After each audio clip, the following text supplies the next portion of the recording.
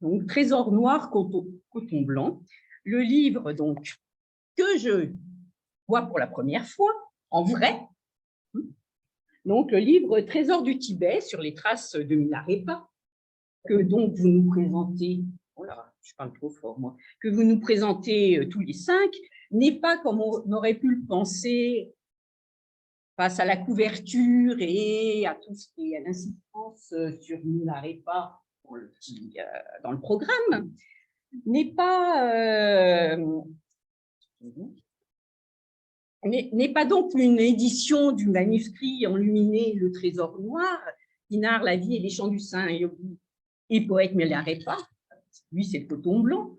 Comme l'est, par exemple, l'édition faite par Santen Carmé du magnifique manuscrit d'or de la biographie secrète et scellée du 5e Dalai Lama. Comme vous pouvez le voir, Milarepa, là, va nous servir de guide, mais le manuscrit lui-même n'est pas reproduit, sauf certains petits morceaux comme ça de folio. Mais donc, ce n'est pas du tout une version du manuscrit illustré et traduite. Il y a 600 pages. Alors, je n'ai pas vu les 600 pages, hein, et en plus, je ne sais pas si elles ont été traduites pour l'instant, les 600 pages. Voilà. Bah, on va justement en parler. Enfin, oui, ça sera c'est l'éditrice présentée. Et donc, ici, Milarepa, par des épisodes choisis de sa vie,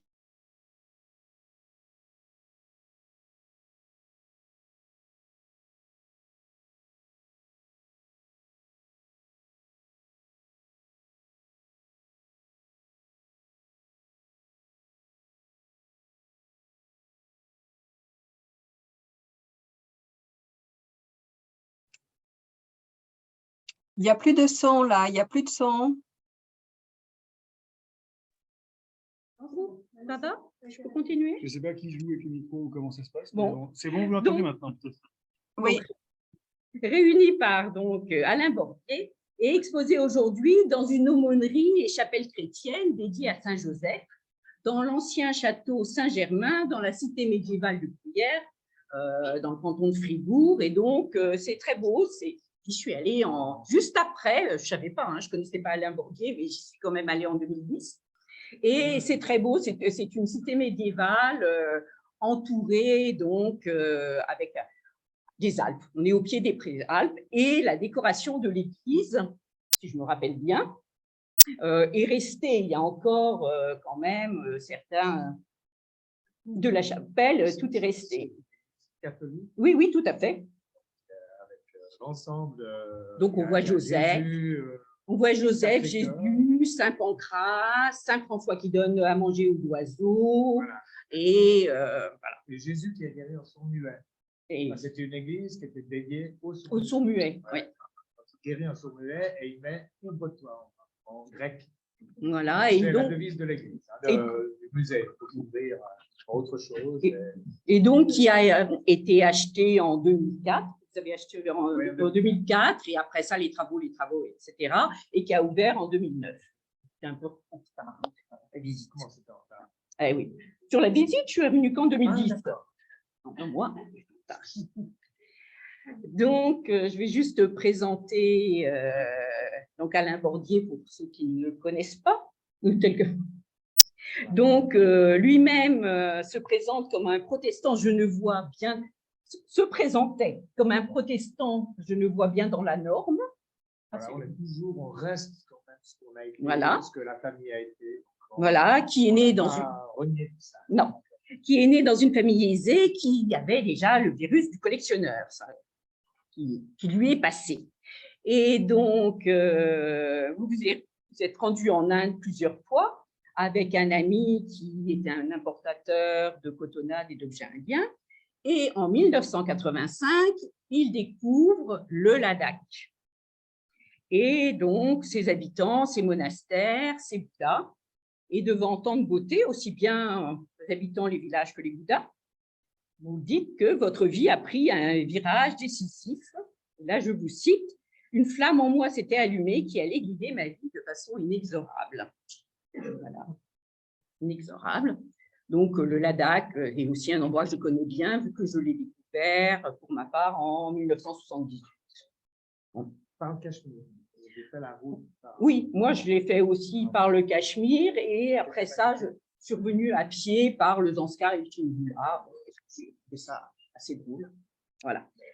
Donc, de 1992 à 2000, vous avez fait 7 voyages au Tibet avec un autre ami, Ulrich von Schröder, qui est collectionneur et marchand d'art.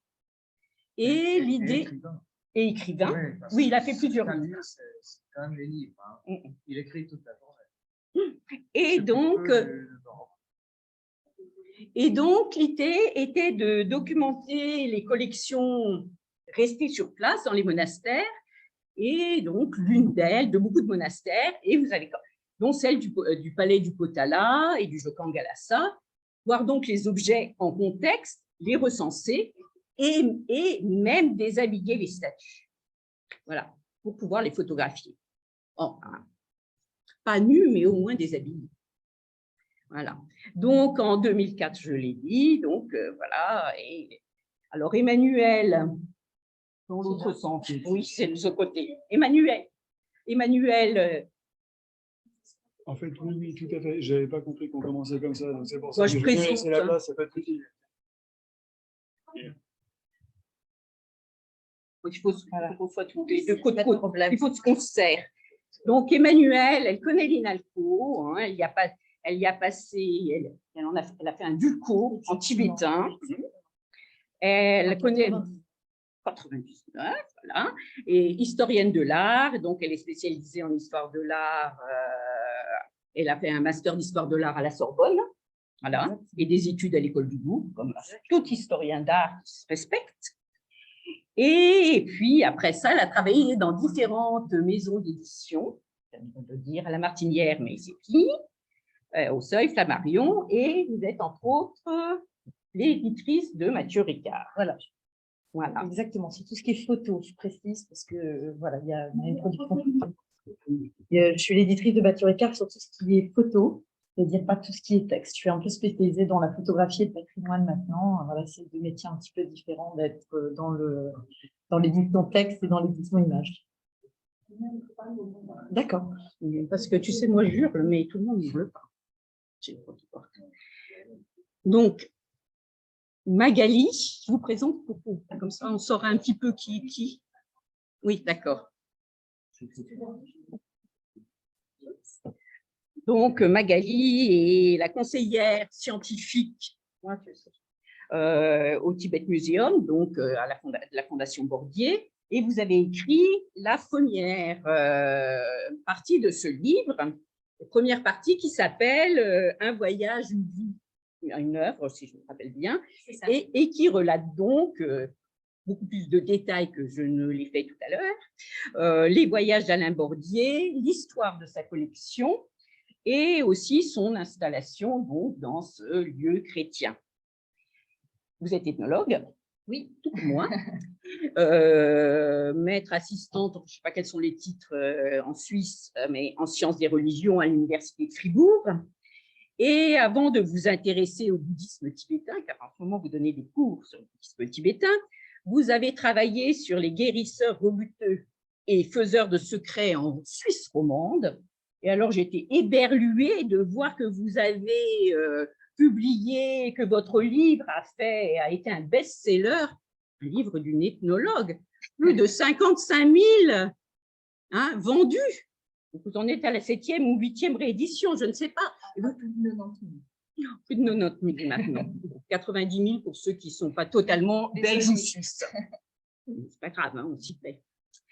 Et donc, 90 000, voilà. Et donc, vous en avez fait un deuxième et une troisième qui est la compilation des deux premiers livres, si j'ai bien compris, et avec une mise à jour et qui vous donne un répertoire de 200 adresses de guérisseurs. Et bien que venue sans son casque de moto, Magali Génie est passionnée de moto et elle-même motarde, et a soutenu d'ailleurs sa thèse à l'Université de Fribourg, une thèse de doctorat et d'habilitation en sciences des religions sur les centaures et la Madone, étude sur les motivations et croyances des participants au pèlerinage motard. Et ces pèlerinages motards vous permettent d'organiser par et pour les motards, et dans lequel, certes, la passion de la moto vous réunit, fait office de lien, mais il y a aussi des éléments profanes et religieux, vu qu'on entre avec sa moto, même dans une église. C'est cela. Hein, j'ai vu ça, j'étais étonnée, moi ça ne m'est jamais arrivé, mais c'est parce que déjà je ne suis pas une motarde. Hein. Et donc là aussi, ce travail a donné lieu à un livre qui a été publié en 2015 sous le titre « En pèlerinage avec les motards, voyages, découvertes et bénédictions en Europe ». Et maintenant, vous êtes entré dans le domaine du bouddhisme tibétain. Voilà. Exactement. C'est à toi. Du coup, j'ai piqué la place d'Alain Bordier. Aïe, aïe.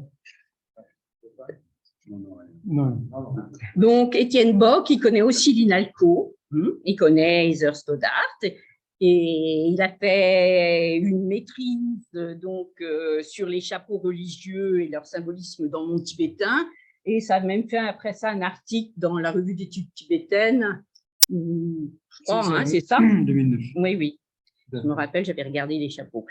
Et un DEA en 2006, sous la direction d'Heather Stoddart, qui portait sur la perception tibétaine de l'art bouddhique indien et qui traitait de la classification de la statuaire métallique indienne dans les sources littéraires tibétaines. En toute simplicité. Après ça, vous avez travaillé pendant 12 ans comme traducteur de textes dans un centre bouddhique. Puis, après un passage à l'Institut d'études supérieures des arts, qui forme au marché de l'art, vous avez collaboré avec des marchands, des collectionneurs et des maisons de vente en fournissant des études donc, sur les œuvres d'art et en disant ce qu'elles étaient, d'où elles venaient, etc. Et vous venez d'intégrer l'équipe du Tibet Museum en tant que conseiller scientifique adjoint. Voilà. Et là, dans ce livre, finalement, vous êtes un de ceux qui a le plus écrit, non?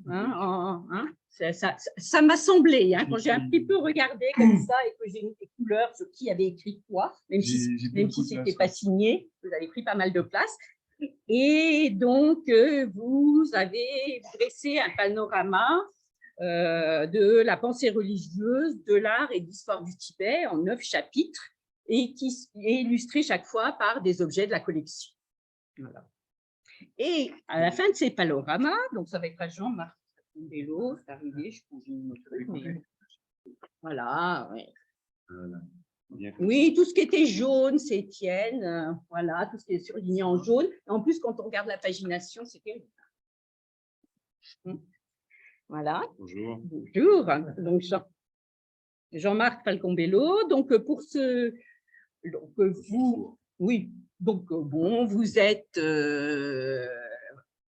très tôt, vous avez été attiré par le bouddhisme, adolescent, on peut le dire, et en particulier par, donc, vous avez pris refuge, donc tôt aussi, parce qu'en 81, ou quelque chose comme ça, à Genève, auprès du lama Tensang, qui, lui, est un lama qui est né en 1934 dans le Kham, et qui est directeur spirituel du centre Karma Kagyu de Montchardon dans le Vercors depuis la fondation de ce centre en 1976, je peux le voir, quelque chose comme ça. Oui, c'est ça.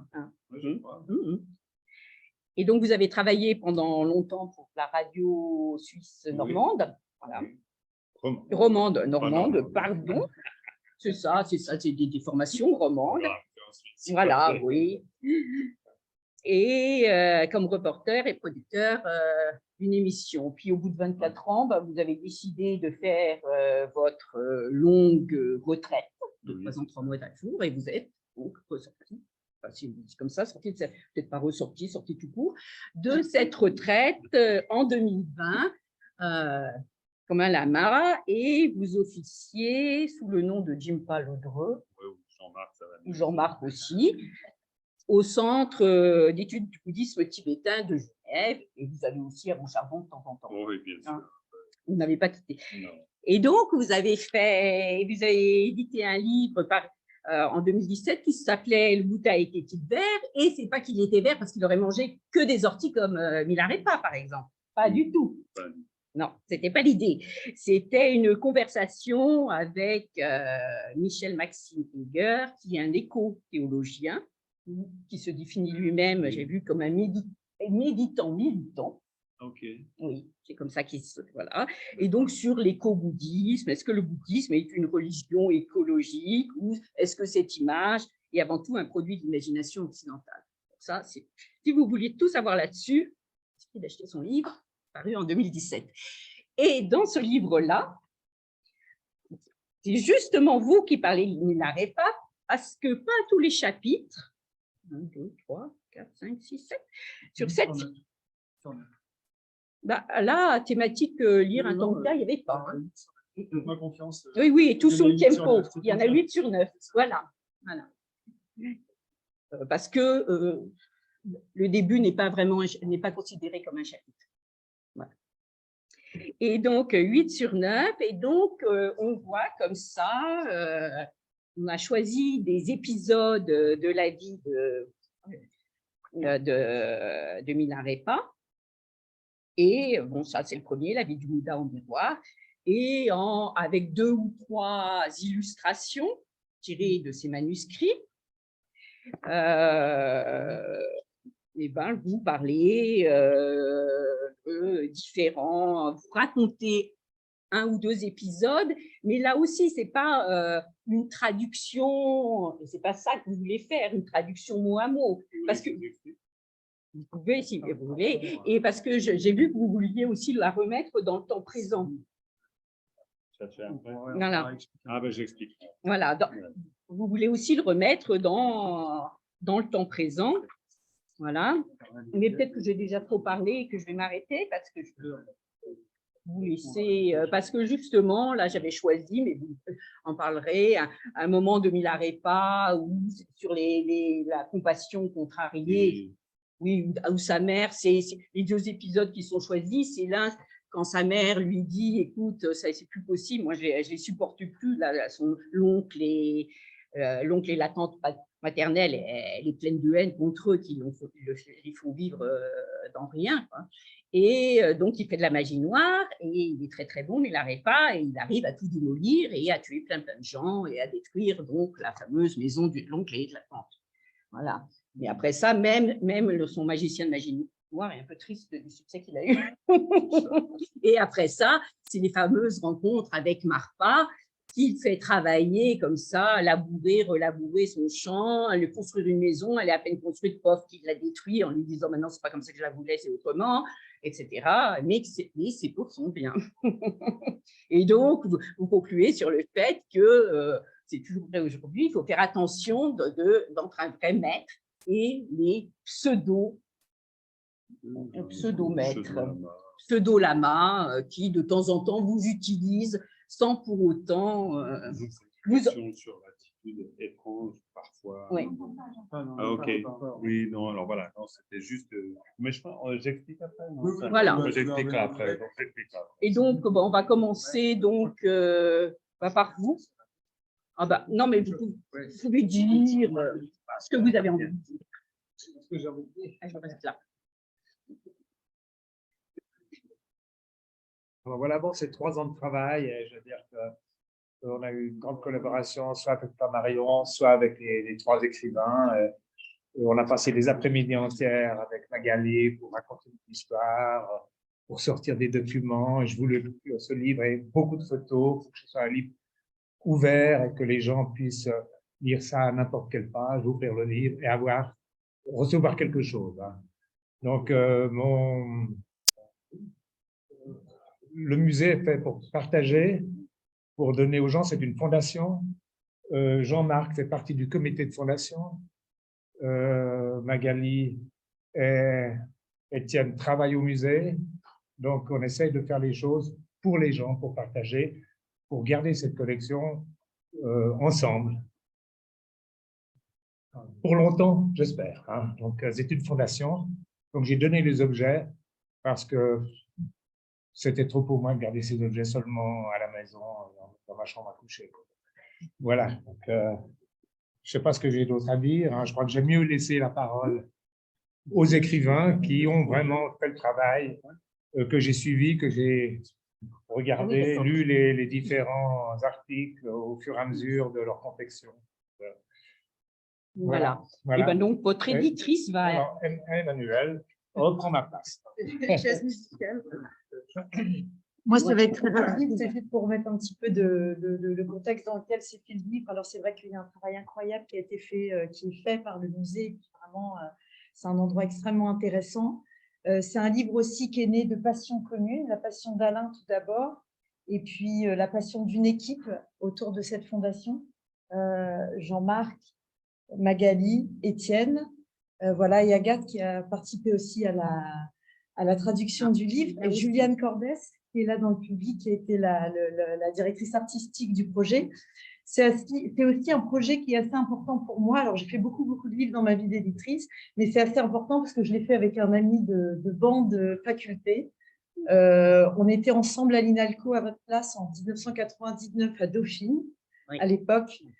Voilà, avec Françoise Robin. Moi, j'avais Isor Stonart en directrice de mémoire et de Master 1, Master 2. Voilà, donc c'est aussi une passion commune. À un moment, voilà, on s'est retrouvés. Moi, j'ai suivi un autre chemin que celui d'Histoire de l'art qui était au début, mais je suis toujours restée extrêmement étroitement liée avec le Tibet, avec le bouddhisme, avec beaucoup de choses.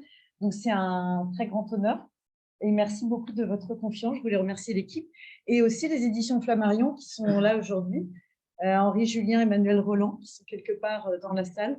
Et voilà, qui nous ont aidés et qui ont décidé de se lancer dans l'aventure avec nous. C'est aussi un livre qui était un vrai défi éditorial. Pourquoi? Parce qu'énormément d'images, parce que beaucoup d'auteurs brillants, parce qu'une histoire passionnante. Et on a dû faire coexister tout ça. Donc, vous verrez, il y a plusieurs niveaux de lecture. Juliane a extrêmement bien réussi à faire vivre tout ça. L'idée, c'était que on parle à des spécialistes, on parle à des professionnels, enfin à des spécialistes, mais aussi à des novices du monde tibétain, qu'on raconte aussi l'histoire d'Alain, parce que c'était le but aussi de l'ouvrage, qu'on parle du manuscrit et qu'on parle aussi du bouddhisme et comment cette vie de Milarepa peut nous aiguiller un peu dans nos vies, ce que Jean-Marc a fait brillamment. Donc voilà, l'idée, c'était de faire coexister tout ça. Donc, quand on s'est lancé dans ce projet, alors qu'il était depuis 3 ans dans les rouages du musée, mais nous, c'était il y a 1 an et demi, avant que moi, je suis arrivée dans ce projet-là. Et c'était quand même une sacrée affaire. On se demandait un peu si, voilà, il y a eu des moments, des grands moments de plénitude, il y a eu des grands moments de stress absolu, il y a eu des heures et des heures de correction, des yeux rouges derrière l'ordinateur à bricoler le Wiley, la translittération, le sanskrit, à mettre des points pour le diacritique, enfin bref, vous savez très bien de quoi on parle. Moi, j'avais oublié, j'avoue. Donc, je me suis remise dedans, voilà. Donc, c'était vraiment une belle aventure. Le livre est superbe. Il existe aussi en langue anglaise. Et j'ai la prétention de penser qu'il prend un peu date. Donc, j'espère que j'ai raison. Voilà. Donc, je vous invite à le découvrir. Et c'est vraiment… il y a une belle énergie, c'est un livre de passion et c'est un livre d'amitié aussi en ce qui me concerne avec Étienne. Donc voilà, c'est un beau projet. Et la confiance de Flammarion, toujours, qui est un grand éditeur et avec lequel j'ai fait plein de beaux projets. Et celui-ci me tient vraiment à cœur. Donc merci à tous. Je dis encore un tout petit mot parce que il ne faut pas oublier les Tibétains. Hein. Donc j'ai fait ce livre. C'est ce musée pour les Tibétains aussi. Hein. Donc, les Tibétains sont importants dans le livre.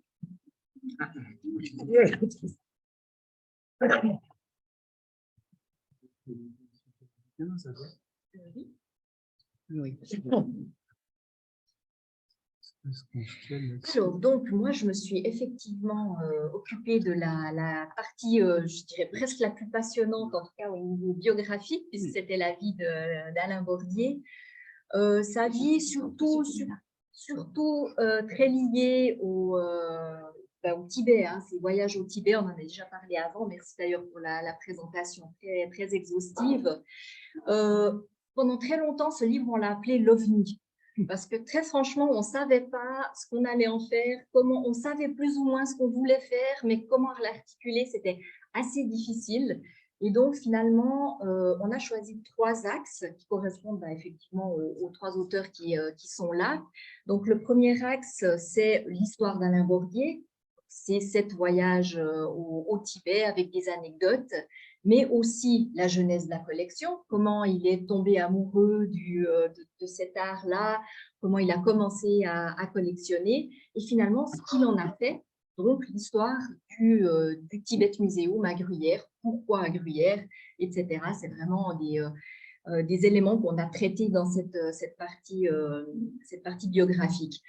Effectivement, il y avait énormément de photos, donc vraiment j'ai dû piocher dans les images. Enfin, j'ai voyagé 1000 fois déjà au Tibet à travers ces images-là.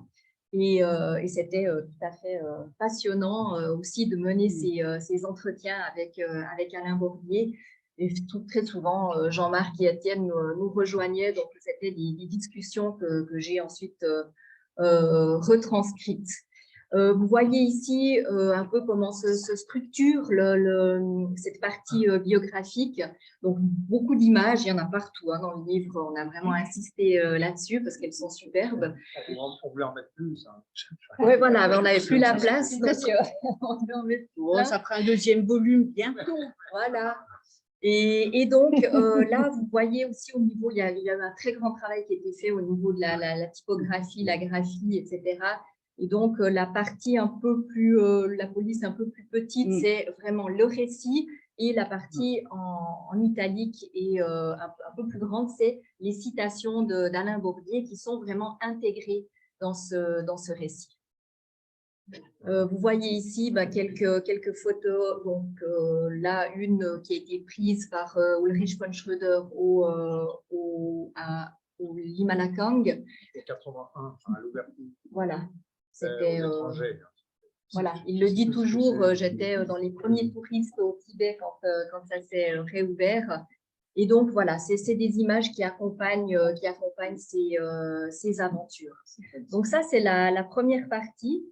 Et puis, la deuxième partie, mais je vais peut-être laisser Étienne la présenter.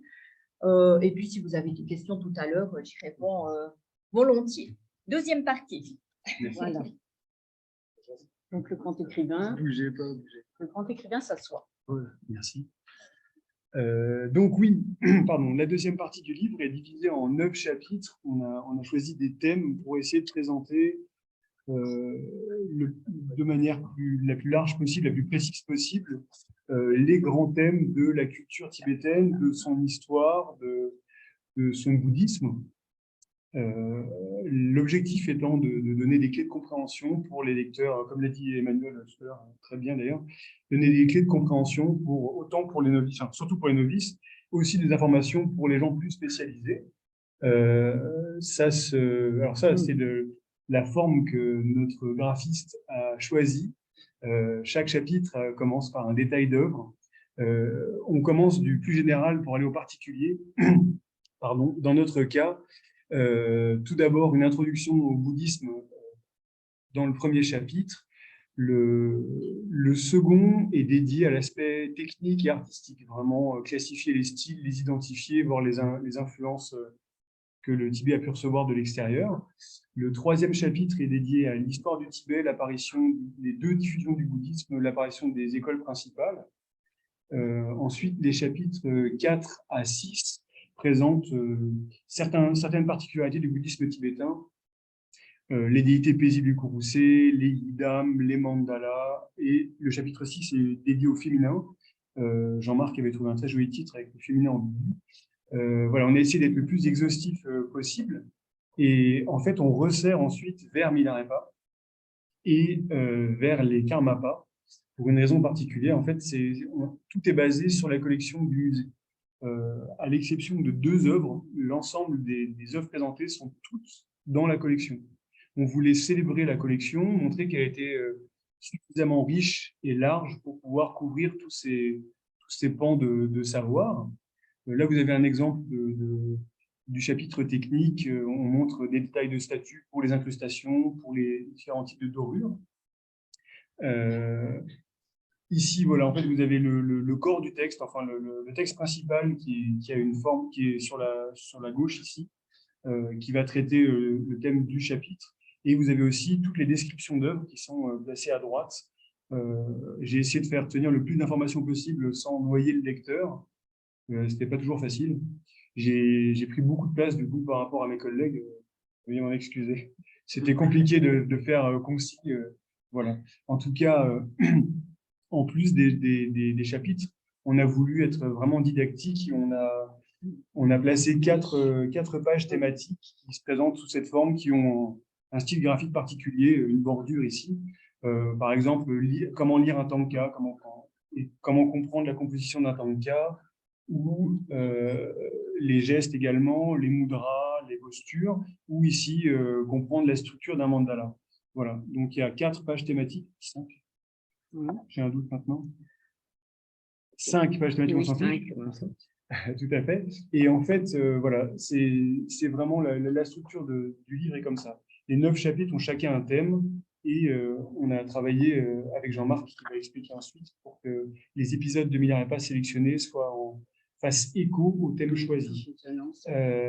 Donc, comme je le disais, mettre en avant la collection et en fait, essayer de créer un lien entre la collection et le fameux manuscrit du Trésor noir dont on va parler dans la deuxième partie.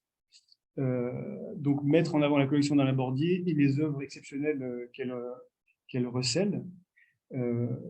Ici, quelques exemples. Oui, alors, il y a des exemples d'une école, enfin d'une lignée qu'a-du méconnue, la lignée de Mock, qui remonte à Marpa. Alors, c'est un peu technique, je suis désolé pour les gens qui ne connaissent pas. Et en fait, aussi, la collection Bordier possède des œuvres du 10e Karmapa. Donc, on a voulu mettre en relation, aligner toutes ces œuvres pour donner un sens, raconter un peu une histoire à travers la collection. Donc, pour vous montrer brièvement certaines des œuvres les plus connues, c'est vraiment une toute petite sélection. Il y a 600 œuvres. Donc, voilà. Alors, la collection Bordier a des œuvres Kashamala qui sont parmi les plus célèbres au monde.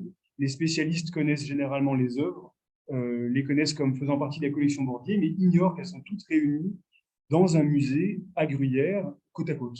C'est ce que j'ai pu constater lors de l'écriture du livre en conversant avec des tibétologues. Souvent, les gens ignorent l'existence du musée. Donc, le but aussi du livre, c'est de faire connaître le musée aux spécialistes et au grand public. Oui, je voulais aussi dire, parce que vous signaliez que lors de ses différents voyages au Tibet, même quand il a visité les bibliothèques et les monastères, Alain Bordier n'en est pas revenu avec plein de statues à mettre dans son musée. Toutes les œuvres ont été acquises à l'extérieur du Tibet, en fait. C'était un travail d'inventaire qu'ils ont effectué avec Ulrich von Schroeder. Donc là, certaines des œuvres emblématiques, celles du Kashamala.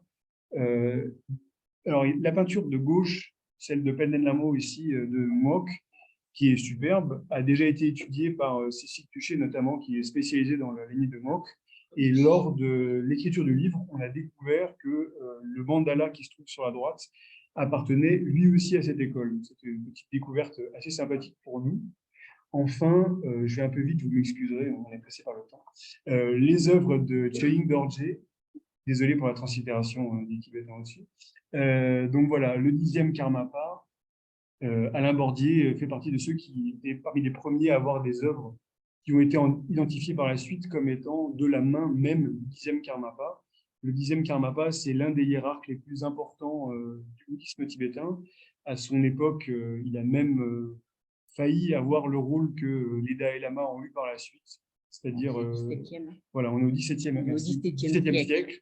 Et c'est un artiste avec un style totalement atypique, hors des clous, pourrait-on dire. On n'a jamais vu ça avant. On a vu des copies par la suite, mais c'est des inspirations, des mélanges entre style du Cachemire, de la Chine, enfin quelque chose d'assez exceptionnel. Et le musée, le Tibet Museum, la collection Bordier peuvent s'enorgueillir d'avoir 4 des œuvres les plus célèbres au monde. Donc voilà.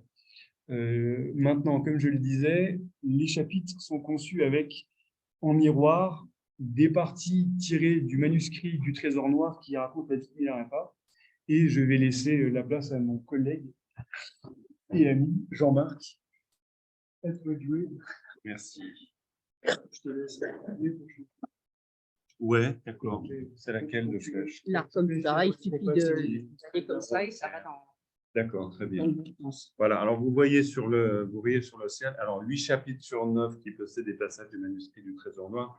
c'est vrai que pour nous, ce qui était important, c'était de voir, ça a été un peu dit par Emmanuel, c'était de trouver aussi un fil rouge, c'est-à-dire de faire que le manuscrit, parce qu'en fait, au départ, Alain nous a parlé de ce projet de livre, parce que lui, voilà, il avait reçu ce manuscrit. Puis quand je dis reçu, c'est parce que là, peut-être un mot sur la démarche d'Alain qui est tout à fait particulière. C'est que c'est pas seulement quelqu'un qui achète des pièces, évidemment, il achète des pièces, mais il les rencontre. C'est-à-dire qu'il a toujours une relation intime et personnelle avec les pièces. Et je le précise parce que le manuscrit lui est vraiment venu. C'est-à-dire, en fait, Alain est capable de nous parler des pièces comme à peu près on le ferait d'une rencontre humaine standard. Et ce qui, pour moi, reste toujours assez surprenant et étonnant.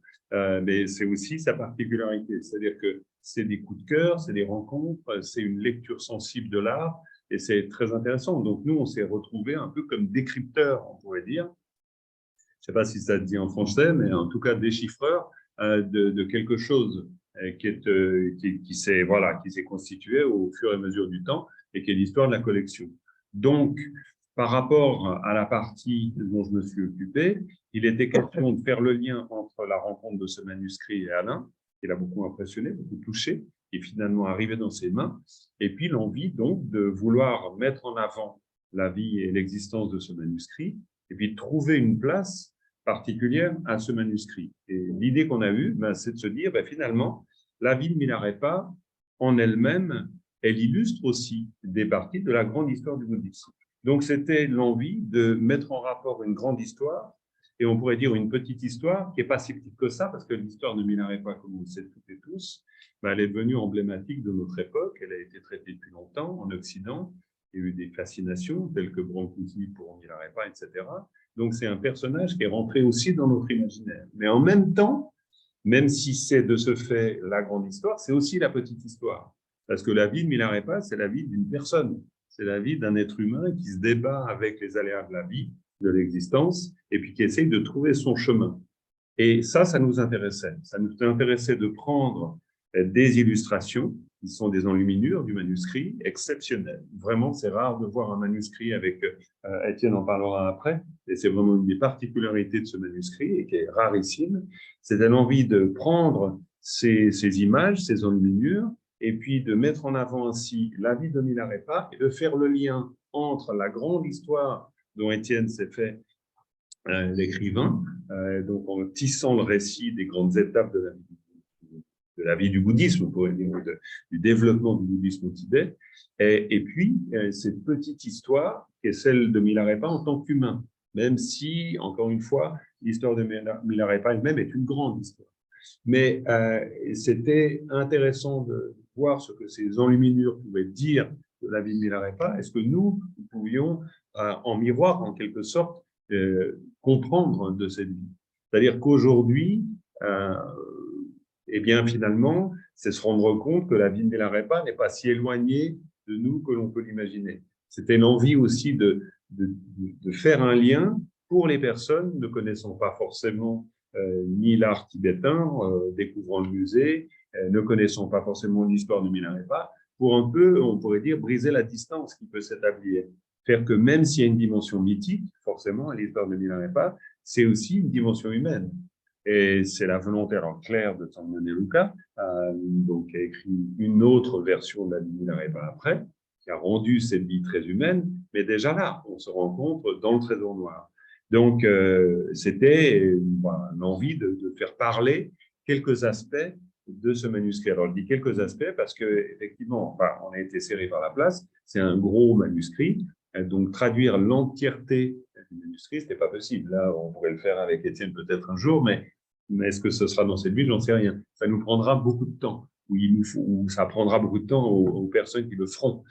Ça reste passionnant. Hein. Là, vous allez découvrir après avec Étienne l'originalité de ce manuscrit, complètement fantastique, qui change carrément les idées ou les perceptions qu'on peut avoir, peut-être de l'histoire du bouddhisme, mais plus encore de l'histoire même de Milarepa. C'est une vraie autre version de la vie de Milarepa, donc très originale de ce point de vue-là, et ce qui fait que je me suis glissé dans les interstices, c'est-à-dire qu'il y a des tas de moments où, dans le manuscrit, tout ce qui est, par exemple, dans le livre où on voit des guillemets, qui sont des citations du texte même. Donc, là, je vais vraiment rester court, mais ça a demandé un effort particulier pour traduire du tibétain franchement archaïque dans des tournures. Donc, c'était pas si simple de travailler à partir de là. En plus, il y avait des versions du manuscrit. Étienne a fait un gros boulot de confrontation entre une version imprimée moderne dans le Tibet chinois et la version du manuscrit pour voir, pour complémenter ou compléter des passages. Donc, c'est un gros boulot, mais on n'a qu'effleuré cet aspect-là. Moi, je me suis vraiment servi de bribes, de petites pépites parmi les chants, les dialogues. Je pense surtout, par exemple, à la rencontre entre Milarepa et le chasseur. Il y a des chants absolument savoureux. Et j'ai pris une forme de liberté pour essayer de ne pas être trop technique dans la traduction, mais de faire passer, on pourrait dire, le souffle du texte qui est magnifique, un peu rugueux comme ça dans sa manière de dire, mais que voilà, il m'a beaucoup plu. Et puis surtout pour faire qu'on puisse se retrouver dans l'histoire de Milarepa. Ça, c'était vraiment l'enjeu, faire le lien entre toutes les parties. Voilà. Ah oui, alors Voilà, excusez-moi. Alors, c'était montré ça, les images, pour ça que je l'ai montré là. Ah non, c'est d'après encore. Oui, voilà, c'est pour vous montrer. Oui, que vous voyez un peu. C'est ce que je faisais. Oui, c'est ça. Oui. Ouais. Ah oui, on peut faire passer le livre. Vous pouvez faire passer le livre et comme ça, vous verrez voilà. qu'il doit y avoir moins de 20 illustrations et de temps en temps, je pense que sur chaque folio, il y a deux. Folio. Il y a deux ou une illustration. Non, il n'y a pas de systématique. Voilà, parce que là, ce qu'on voit, c'est donc il doit y avoir 18 illustrations. Oui, on et a fait une sélection. fois, on a pris les plus belles, quoi, disons. Il y en avait d'autres, plein. Il y en a plein qui sont très, très belles. Et le texte qui est à côté fait une à 3 pages maximum. Oui, c'est pas très long, mais il y a souvent une partie qui est vraiment descriptive. Et qui n'est pas descriptive, c'est quand même un récit. Hein. Là, c'est une partie un peu littéraire. À la différence de ce que fait Étienne, qui est une description d'œuvre, moi, je ne fais pas du tout une description d'œuvre. On rentre dans le récit. Et puis, en plus, il y a aussi une deuxième dimension, et qui est peut-être la fiction, parce qu'il y a des éléments qui n'existent pas, nulle part. Mais c'était volontaire, pour essayer de construire. J'ai presque envie de dire, pour continuer, attention, mais disons, il y a une dimension populaire dans le récit Milarepa. On se rend compte, à travers les centaines de versions qui existent certainement, que c'est une histoire malléable, c'est une histoire de circonstances aussi, qui se raconte d'abord et avant tout.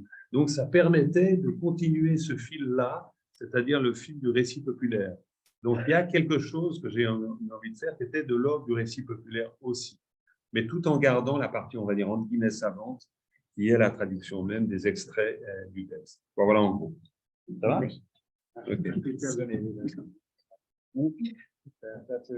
Étienne va vous parler du manuscrit, de sa datation. On va attaquer le manuscrit à proprement parler maintenant qu'on a présenté la structure du livre.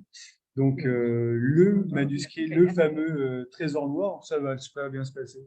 Donc, on en parle depuis le début. Donc, le trésor noir, qu'est-ce que c'est? Il s'agit d'un manuscrit ancien qui raconte une version de la vie de Milarepa qui n'est pas celle que nous connaissons, nous, en Occident ou ailleurs. La plupart des versions dont nous disposons sont des traductions d'une seule et même œuvre qui a été faite par un yogi du 15e, 16e siècle, oui, c'est ça, Tsangmyo Neluka. Alors, le manuscrit que nous avons, nous, au musée, s'intitule Jetsun Mela Shepa Dorje Gurbum Namtar Delma. Donc, union de la... Alors, Gurbum, on traduit en français par 100 000 chants, en fait, ça veut dire la totalité des œuvres complètes, les chants, donc la collection des chants, et Namtar, c'est la libération totale, donc la vie et la libération de Jetsun Mela Shepa Dorje. Grosso modo, ce sont les œuvres complètes et la biographie de Milarepa. Le manuscrit possède 323 feuillets qui sont tous numérotés sur la face, sur la page A en fait normalement, 45 par 8 cm, un beau bébé. Il est complet à l'exception d'un seul feuillet. Le feuillet 35 est le seul manquant, sinon le livre est intègre. Il y a 107 illustrations réparties dans l'ouvrage. Alors, le feuillet manquant, à mon avis, possédait la 108e illustration. Alors, il faut savoir que le chiffre 108 dans le bouddhisme est très important, donc il y a de fortes chances que ce soit le cas. Et l'épisode qui était relaté est celui de la vision que Milarepa a de son maître Marpa en train de chevaucher une lionne, vu le type d'illustration dont nous disposons dans le manuscrit, c'est très certain que la scène était représentée et peut-être même la page est-elle manquante parce que, je ne sais pas, quelqu'un aimait l'illustration et a voulu la sortir du livre. Ce sont des suppositions. L'origine du manuscrit, alors on n'a pas pu s'y attaquer, comme l'a dit Emmanuel, on était très fortement pressé par le temps. On a écrit le livre en 10 mois, ce qui était très court, d'autant qu'on était tous à mi-temps. Donc, il a fallu cravacher et de ce fait, peu d'occasions de vraiment creuser sur l'origine du manuscrit. On ne sait rien, on sait juste qu'il a été acquis à Bangkok auprès d'un marchand. Il faudra qu'on fasse des recherches pour savoir si on peut déterminer son origine géographique. La seule chose qu'on peut dire, la page de titre comporte un sceau qu'on voit ici, placé au milieu du titre. Le titre est vraiment réparti autour, donc le sceau a été placé avant, où il y avait un espace qui avait été laissé pour ça.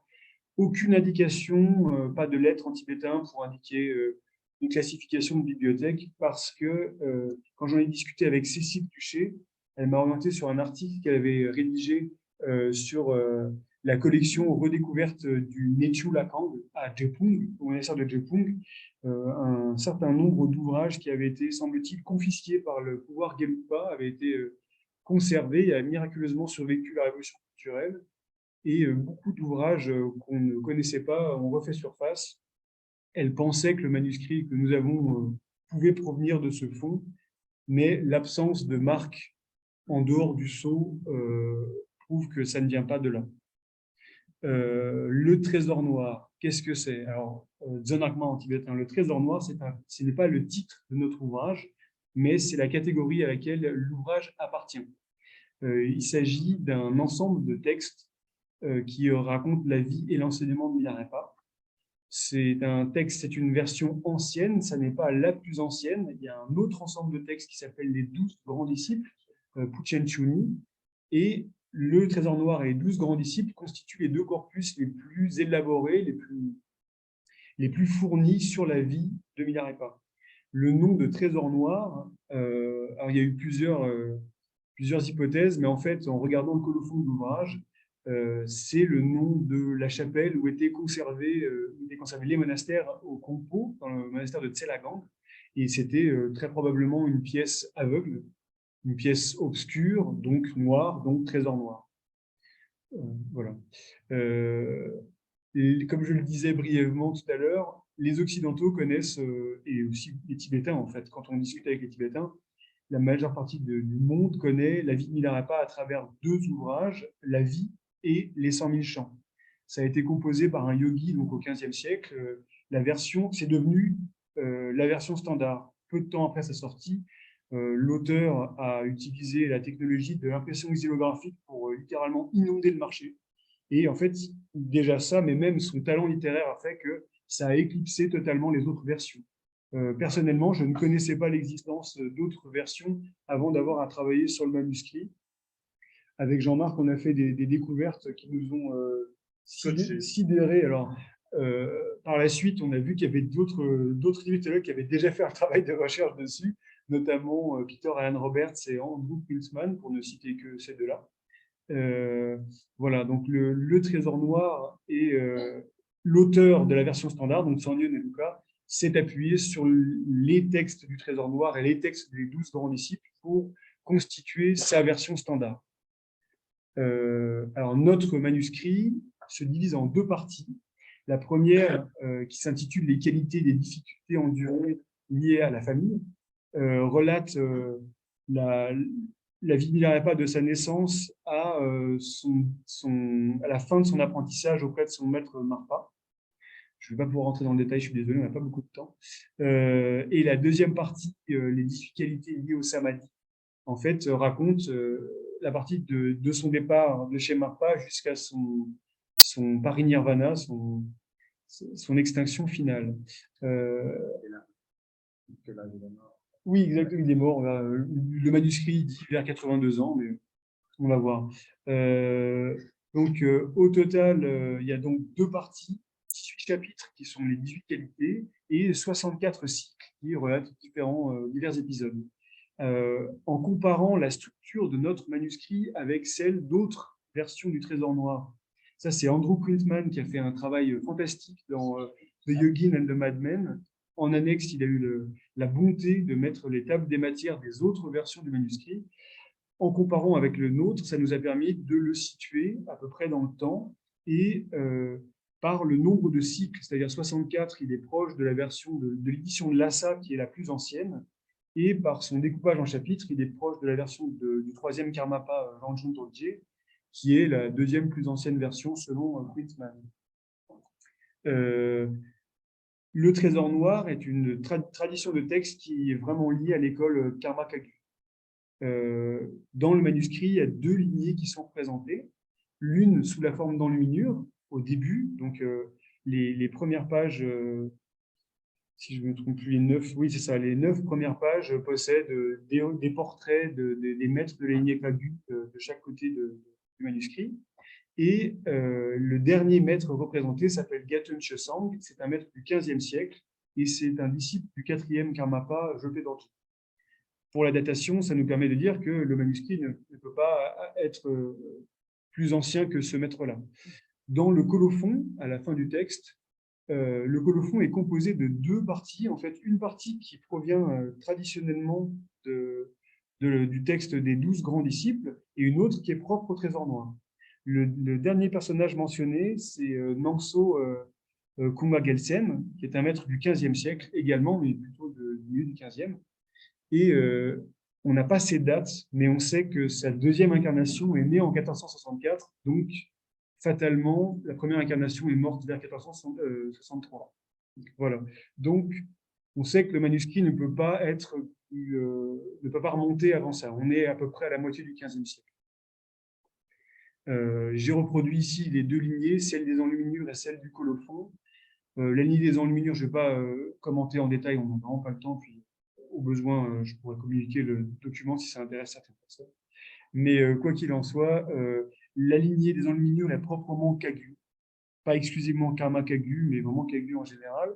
Et la lignée du colophon, par contre, elle est vraiment proprement Karma Kagyu.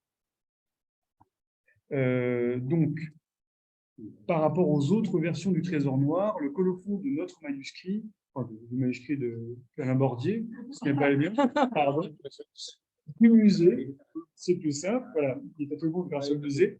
En fait, normalement, dans les colophons traditionnels, enfin des autres versions du Trésor Noir, le manuscrit est transféré du monastère siège des Karmapas de Tsulpu à Tselagang par le 3e Karmapa Rangjung Dorje. Dans le nôtre, ce n'est pas le cas. Il s'agit de Karmapakshi. Je ne connais pas la raison, mais c'était une particularité.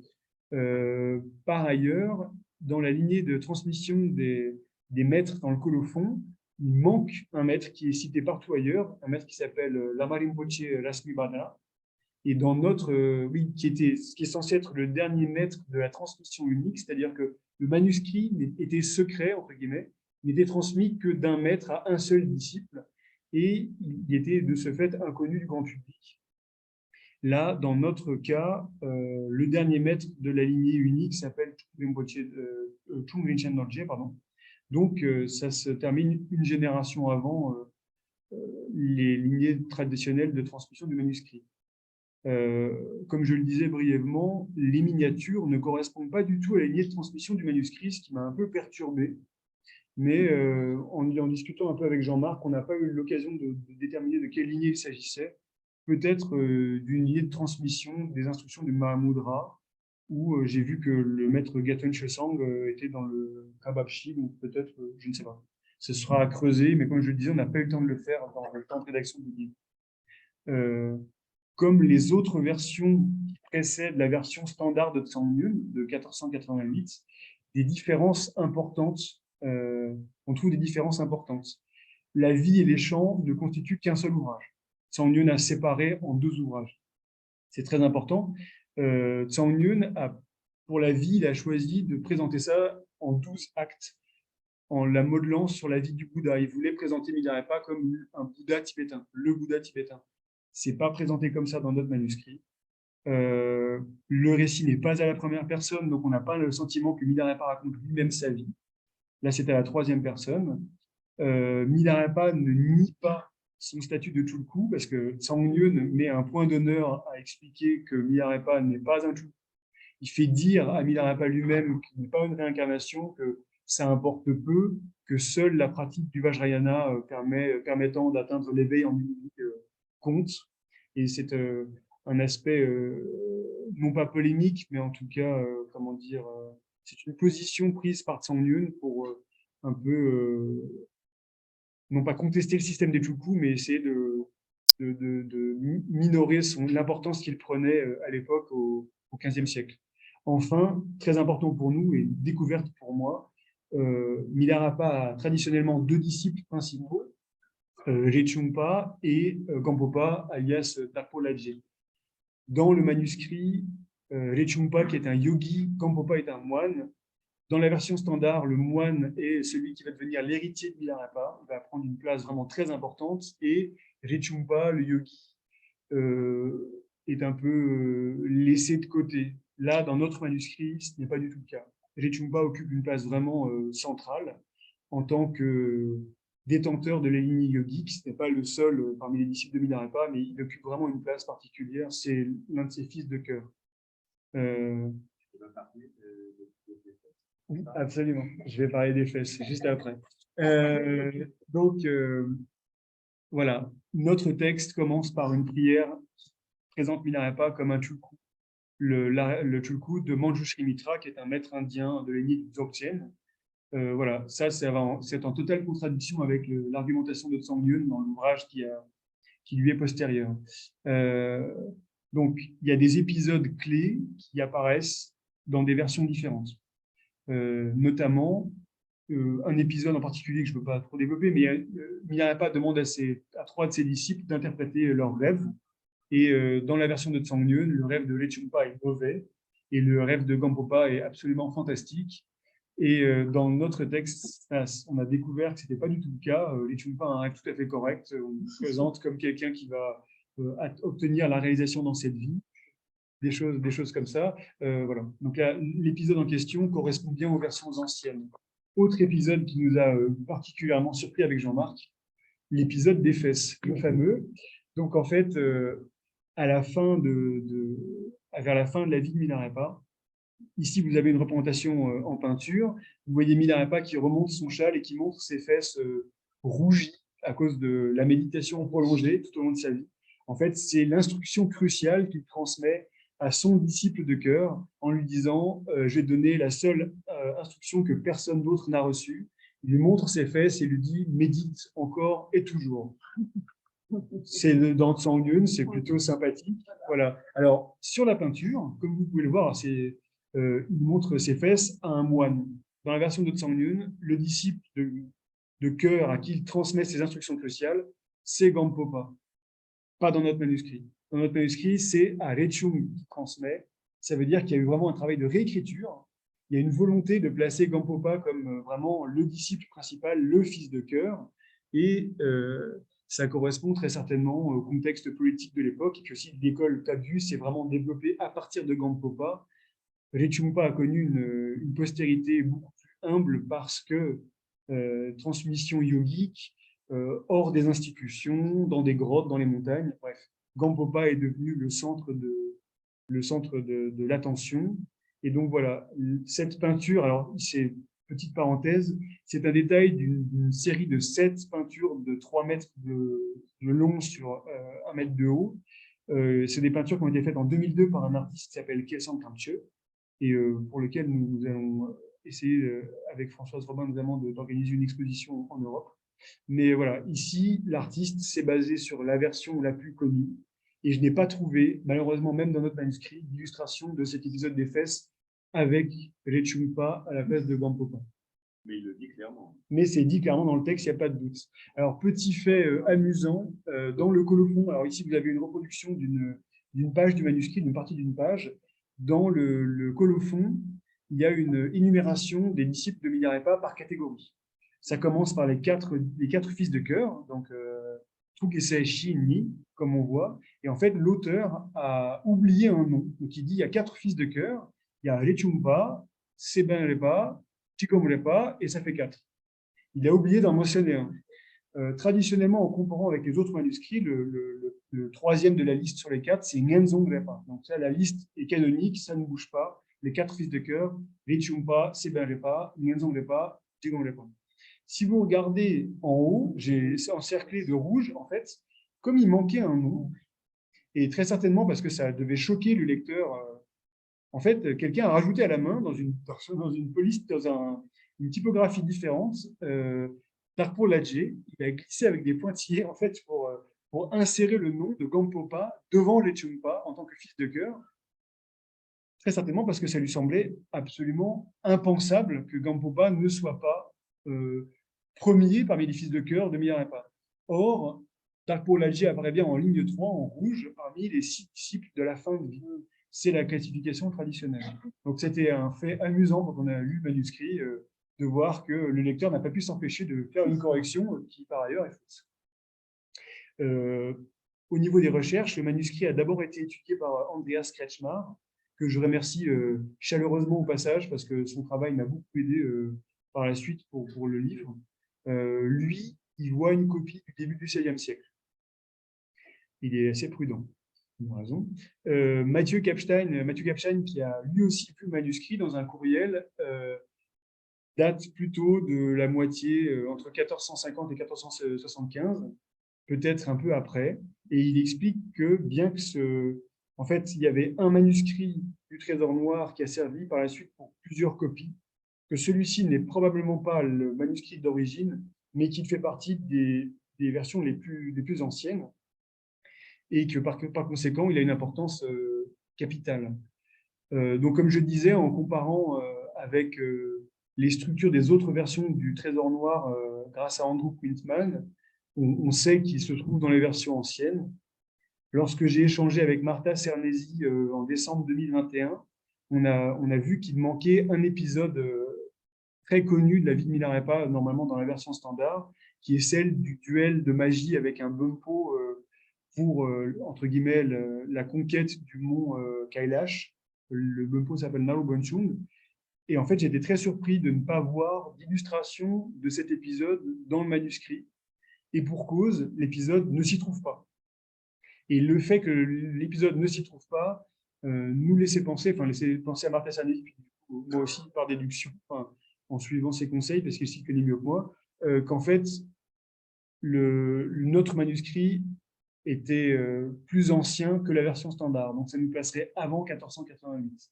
Parce qu'effectivement, les manuscrits du Trésor Noir, plus tardifs, ont intégré l'épisode, probablement à cause de l'influence et de l'importance de la version standard.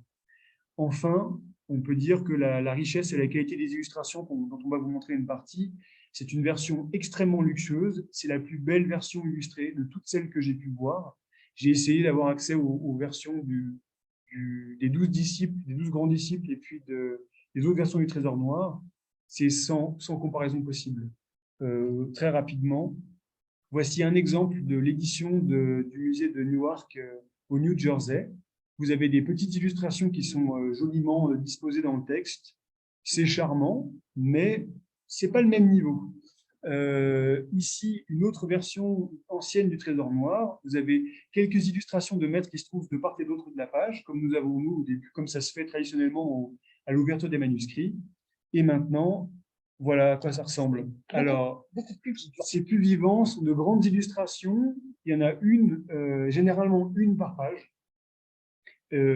Ici, voilà, c'est 2 exemples d'épisodes. Alors, le premier, sur la gauche, vous avez Milarepa qui porte une pierre sur son dos pour la construction des différentes tours que Marpa lui fait construire. Alors, l'artiste a donné des formes très particulières à ces tours pour montrer la tour triangulaire, celle en demi-cercle, tout ça. Et sur la partie droite, vous avez Milarepa qui rentre dans son village natal. La maison familiale s'est écroulée suite à la sorcellerie qu'il a utilisée. Et vous voyez le bâtiment avec des tours qui sont inclinées. Enfin, il y a vraiment une vision très originale de l'architecture, de la perspective. Enfin, c'est très particulier, mais c'est charmant. Ici, Marpa et Milarepa, dans un échange de chants, en fait, l'épisode, normalement, Milarepa fait un rêve avec 4 piliers qui annoncent les 4 grands disciples de Marpa. Dans notre texte, c'est Marpa qui fait lui-même son rêve et qui l'explique. Marpa qu'on voit représenter sous les formes Marc-Pas avec les cheveux longs. Enfin, c'est une représentation tout à fait atypique. On n'a pas l'habitude de le voir comme ça. Et c'est très beau. D'autres parties du récit, Milarepa qui va mendier de la nourriture et qui tombe sur sa tante, dont il a aussi une partie de la descendance, par sorcellerie. Celle-ci lâche des chiens, le frappe avec un bâton. Enfin, la façon d'illustrer l'épisode est, bah, c'est vivant, c'est charmant. Et je ne sais pas. Ça veut dire quoi? C'est une très bonne question. Moi, je dis da, mais alors par contre, pourquoi peut-être pour l'attente, mais au campement, je ne saurais dire. Alors ici, une apparition de 7 petits démons dans une grotte, chacun s'afférent à ses Athéniens qui fait de la tsampa en bas avec un moulin en pierre. Je vais un peu vite, excusez-moi, je sais pas. Ouais, on a encore un peu de temps pour les questions-réponses. Ici, vous avez l'apparition de démons qui essaient de troubler la méditation de Milarepa et qui le testent et qui vont devenir par la suite les 5 sœurs de longue vie et Tseling Chenga. Un autre épisode, enfin, voilà, c'était pour vous montrer un peu diverses illustrations, vous montrer un peu la qualité graphique, le dessin est vraiment magnifique, les couleurs aussi. Les images parlent d'elles-mêmes, je ne sais pas. Dans la tour du livre, elle. Oui, alors, oui, tout à fait. Justement, je vais le dire, c'est très juste en conclusion. Voilà, quelques épisodes, ça et là. Voilà, pour faire un peu. On n'a pas pu mettre toutes les images qu'on voulait. Le choix des images, enfin, le choix des passages traduits par Jean-Marc, il fallait que l'épisode corresponde à la thématique du chapitre. D'une part, il fallait que l'épisode, si possible, présente des différences avec la version standard. Et il fallait surtout qu'il y ait des illustrations. Donc, ça a réduit considérablement le champ des possibles. C'est pour ça qu'il y a peu d'illustrations aussi, parce que j'ai trop écrit, donc il y a peu de place. Mais disons que, voilà, là, je vous montre d'autres images qui ne sont malheureusement pas dans le livre. Mais voilà. Ici, voilà, certains raccourcis utilisés par l'artiste. La légende dit que le Jetsun confère une initiation à plusieurs de ses disciples. Oui, il n'y en a qu'un seul, mais il doit forcément, vu le manque de place que lui aussi avait dans le manuscrit. Les autres vont venir. Voilà, c'était pas le seul du coup. Voilà, ici Milarepa avec lors de la rencontre avec le maître indien Dharma Bodhi. Voilà, c'est somptueux. Et enfin, pour terminer, la crémation de Milarepa, avec Milarepa apparaissant au-dessus de son bûcher funéraire pour un dernier chant. Voilà, c'est à peu près tout pour la présentation. Merci de votre attention. Et juste pour terminer, pardon, je vais dire, parce que Alain Bordier le demande, et il a raison, je reviens en arrière, excusez-moi, c'est un peu rapide. La couverture que nous avons choisie pour le livre, en fait, ça va aller, je l'ai ici. Pardon, voilà. En fait, nous avons pris un détail d'une peinture qui est au musée, et elle a une particularité, cette peinture, elle représente Milarepa. Alors, on a coupé un peu ici, on a centré, mais Milarepa, Rechungpa et le premier Karmapa. Et ça correspond, ça fait vraiment le lien, ça symbolise vraiment le contenu du livre. Ça raconte la vie de Milarepa en rapport avec la lignée des Karmapa et Rechungpa aussi, qui est un peu réhabilité. Je tiens à préciser qu'il existe effectivement deux livres principaux, pas que deux livres, mais l'ouvrage de Peter Alan Roberts sur les biographies de Rechungpa et l'ouvrage de Andrew Quintman de Yogin and the Madmen sont les deux sources principales qui relatent les particularités des versions anciennes de la vie de Milarepa. En langue française, nous sommes les seuls. Je ne connais pas d'autres publications pour le moment. Voilà. Comme on l'a dit aussi, on n'a pas eu le temps, on n'avait pas le temps, puis ce n'était pas le propos de traduire l'intégralité du manuscrit. Mais voilà, on a voulu quand même mettre en avant ces différences, d'où le titre sur les traces de Milarepa. L'objectif n'était pas de traduire tout le manuscrit, mais vraiment de présenter la collection et le manuscrit en rapport et de mettre en avant ces particularités. Je me tais. Bravo.